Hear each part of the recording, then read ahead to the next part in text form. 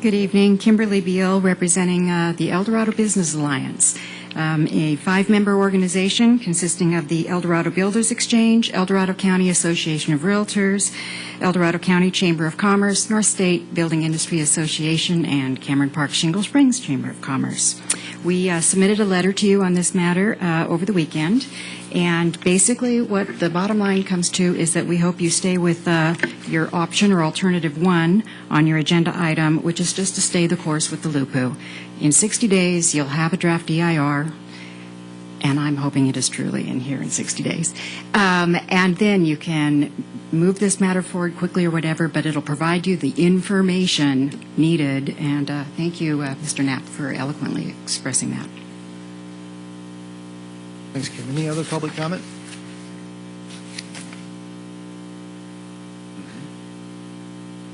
Laurel? Laurel Brimp, I guess Business Alliance and/or El Dorado County Chamber of Commerce. This morning we talked about the LUPU. We talked about the paths of opportunity. We talked about having concrete information for you to be able to base decisions on. That's why we wrote the letter that we wrote. I'm hoping that you also got the letter from Sierra Pacific Industries supporting the Business Alliance's position on staying the course, waiting until LUPU's run and Brian's favorite thing, the process of getting the LUPU completed. So we would encourage you to do that. Thank you.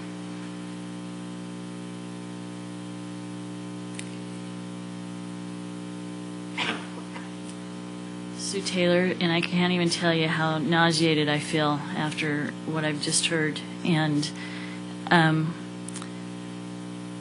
feel like this is somewhat my baby because of where we started in the journey. But it has to do with Apple Hill, a community that was sustainable, creating a protection to do that. And I feel like deja vu. All over again. Came here, and no problem. We're going to... Laurel was, the people that just spoke were the ones that pushed to remove the protection of the ag buffers if you're within a community region. Mick, when you mentioned that there's no ag inside these red lines, it's because it is a planning criteria. When you draw that community region line, ag is not allowed inside those lines. So to say there's no ag in there is kind of a misnomer, because I can tell you all the people that actually have ag within that red line that are doing business, vineyards, people that are doing, they're trying to make a living. They have no idea this has ever happened, that they have this overlay on them, and they're out there selling produce in Apple Hill within the community region line. Once this is all in place, you say, wait till LUPU's done. Well, LUPU intent is to increase densities within all these community regions. When they did the mixed use, I said, how do you do mixed use without any designs or standards? Oh, we'll do that after we approve it. In 07, I said, here's the way you can do it, get past your, protect the scenic corridor with these few little simple ordinances to put into your planning bucket for the signs. Well, we'll do that later when we do this other stuff. I am so sick of later. I live there. I feel this. When that horn blew the last day, and every time I talk about the mill, I get emotional, but I'm going to try not to do that. When you heard that whistle blow that last day, it's still in my head. It was very painful. And to have people come up here, and I'm listening. Every time I'm home, I can hear them tearing that mill down. I asked that we protect these elements that were so important to this community. What happens when that's completely gone? What's the face of Camino going to look like? I have these glass pictures from the Larsons of that mill and the community, and it looks just like it did before. And people love driving through there because of the ambiance, the feel, and there's a lot of things we could do for commerce that's tied to that with our natural resources that I'm afraid I don't want to lose. But that's, beside the point. It's ironic that I knew Shauna was going to present the mixed-use ordinance in planning.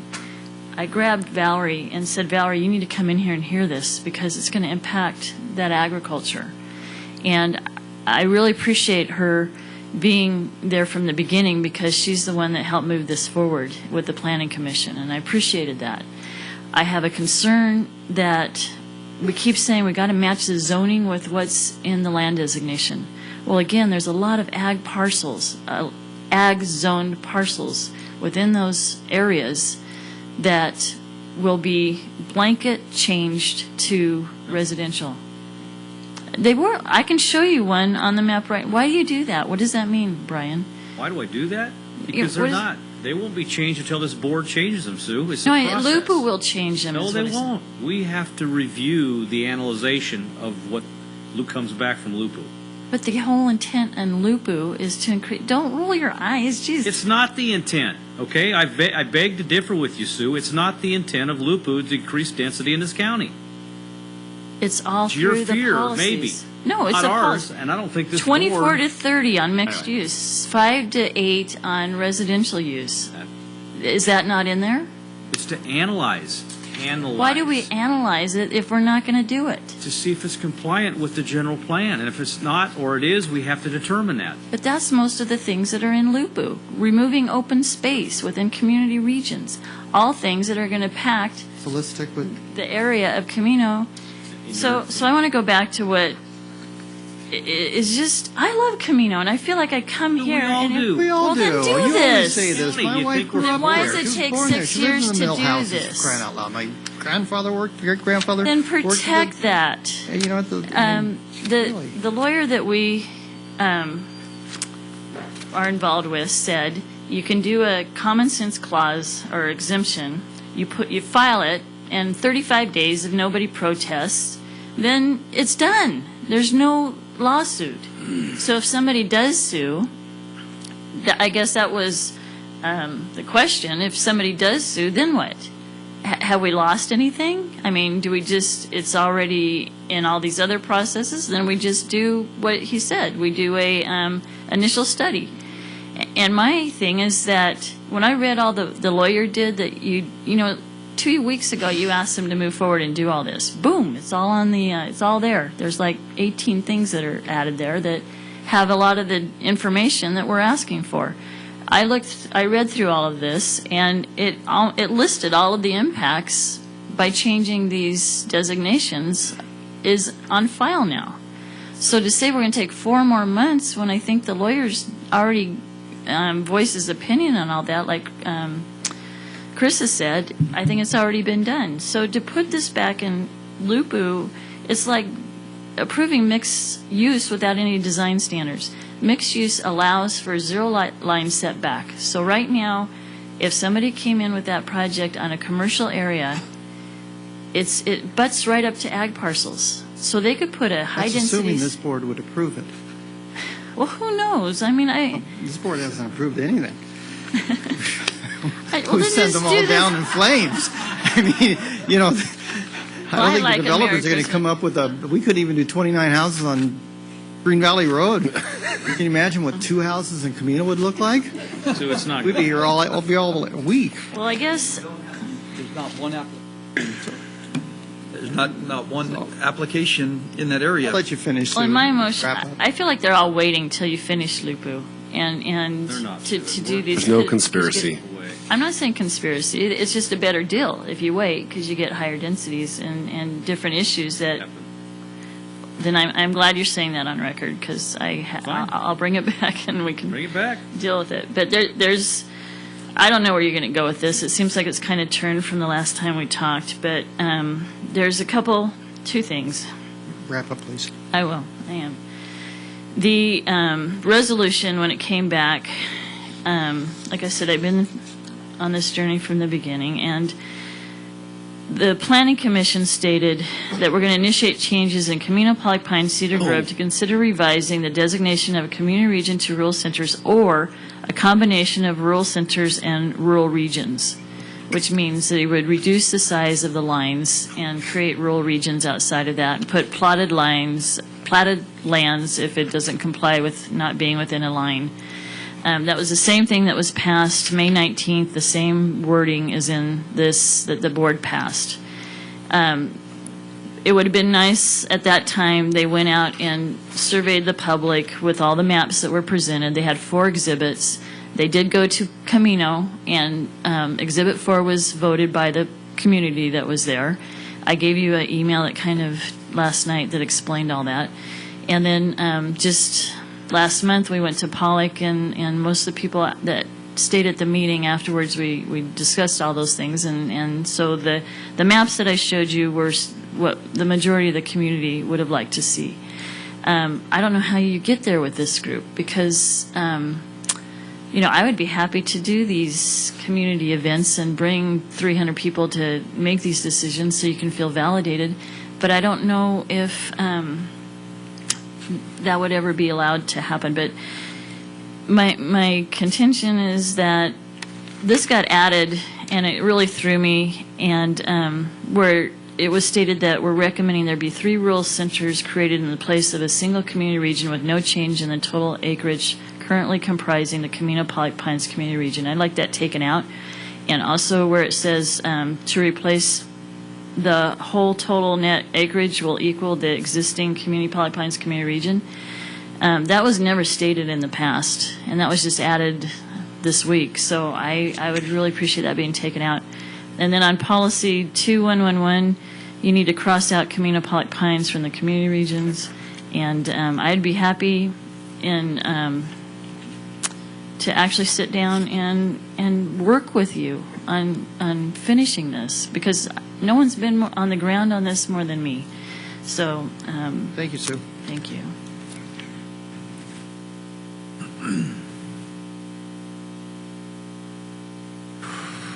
Rod? Rod Pimentel. Norma, I guess you're the one that started all this, right? She wanted to make an advisory committee in Pollock Pines with 11 people on it or whatever. And as a community, we decided that we wanted the community to come on the aspects that they cared about.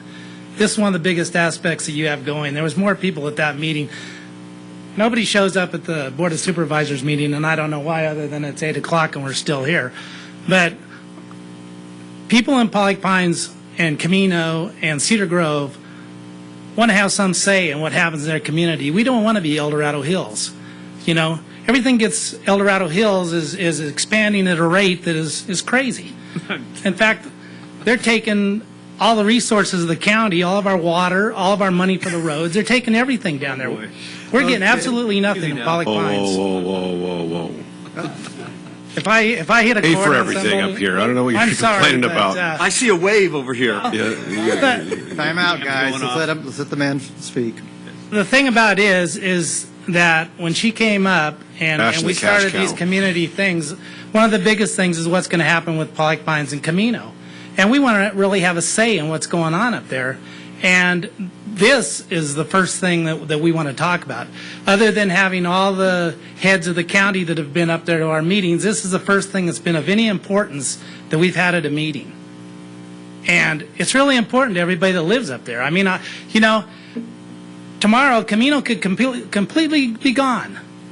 If Sierra Pacific pulls out of Camino, they can do whatever they want. Apple Hill. I keep telling the people at Apple Hill, I said, you know what? You guys better get your butts to these meetings and stuff and talk, because the water is going to be gone away and you're not going to have any apple orchards anymore. We think that you guys are going to protect what we want and our way of life and everything that we've done forever and ever up there, and you're not. We wouldn't be down here talking if the Board of Supervisors and the public leaders were doing the job that they should be doing. Because we work and we think that you're taking care of us, and all of a sudden everything comes about and everything's done overnight and we don't even know anything about it until we're involved in it and it's too late to do anything about it. Jack had the meeting in 2009 at Camino School. We all went to it. There was probably 40 or 50 people there. We voted on what we wanted. He said that, yeah, we can make this happen. We'll make it go through, because he said that if we don't do something about it, we're going to lose our community. And that's what we're going to do. We're going to lose our community by the time this is all over. Because, people in this building went to Washington, D.C. to save Michigan Cal and let Sierra Pacific buy it. And why Sierra Pacific isn't here today and why there's no pressure put on Sierra Pacific to do something in our county is ridiculous. They're the biggest landowner by far. There's nobody even close to owns the property that they own. They use all of our roads. They pay absolutely no money to use our roads. They use our forests. All of our forest is all gone. Our natural resources belong basically to one person. So all I'm saying is that you guys can help us make our cities and our little towns the way that they've been and the way that we've wanted them. And you can vote on this and, like, you know what? If it goes to court, it goes to court. You guys have been to court on thousands of things. So I don't understand what the big deal is. When we came up there, you said that you wanted the input of the community. You've got the input of what Pollock Pines-Camino wants.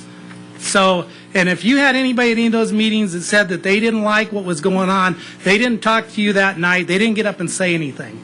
So I just hope that there's 3 of you that think the same way that us, that our little communities are worth saving. I think there's 5 of us. We need 3 of you, though.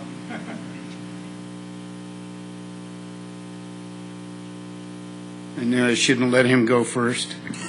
We're all warmed up. Well, after what he's been through, it's good I understand. to get some steam off. I understand. I'm Bruce Risley with from Pollock Pines, and I want to thank you guys for listening to us. I want to thank Norma and Judy for being present and helping with the meetings that we've had in the last 5 months. We have changed our meetings to issues concerning us in Pollock Pines and Camino. We've had the sheriff up there. We had the last meeting we've had about an average of 60 to 70 people average. We had it up to 140 at one of our meetings, and so they're very well attended. Our last meeting was with all the police departments. We had the CHP there. We had fire department there, CHP, so our folks could, and sheriff's office and STARS, so that our folks could ask them all questions about safety and security and what's going on in Pollock. And you've known we've had a lot of burglaries in the recent in the last month or so. But I also want to thank, in October we had a meeting regarding this issue, and we had Dave and Shauna there, and they enlightened us on, and we had discussed with them that we wanted this community region line removed, and we went over it, and then that's when Sue came up to you folks. Our meetings are on Monday nights. She was here on a Tuesday morning to bring up this issue. So I just want you to know the only person we haven't seen is Mr. Veerkamp. Evidently doesn't know where Pollock Pines Community Center is. I've been there before you started going to them. You did? I do know where it's at, and 3 of us make a quorum. And so my we uncle have to be built careful it, with the so Brown Act. yeah, so we're even. But he, I just would like, I appreciate Ray's participation. Ray's been to almost every meeting. Norma's been to, I think, all but maybe one. But I appreciate that, and it's a good way to find out what the community is looking into and what we're concerned about and stuff, and I appreciate you guys' involvement. Thank you very much. Thanks, Bruce.